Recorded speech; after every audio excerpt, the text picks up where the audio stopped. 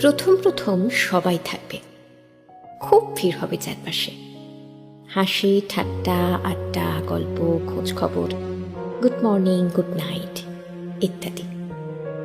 সারাদিন কথা হবে, দুর্বলতা শোনা হবে, উইকেন্ডে দেখা হবে, ছিমছিমে নেশা হবে।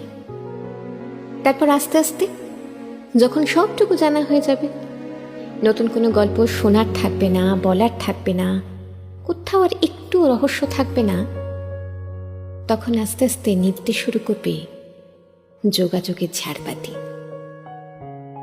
আর কথা হবে না, গল্প হবে না, no good morning no good night. মাস কেটে যাবে, তারপর বছর। চ্যাটবক্সে তাদের নামের পাশের ওই সবুজ আলোটা আগের মতোই জ্বলবে আর নিভবে। আমরা দেখব, তবু আগের মতো তাদের সেই জ্বলা আর নেভার মাঝের সময়টার শরিক হতে যাব না।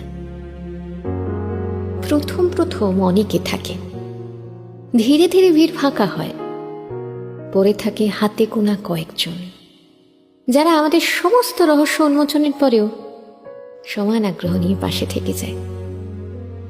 সকালে গুড মর্নিং না পেলে দুশ্চিন্তা করে, রাত্রে ঘুমানোর সময় গুড নাইটটা পেলে শান্তিতে ঘুমোয়।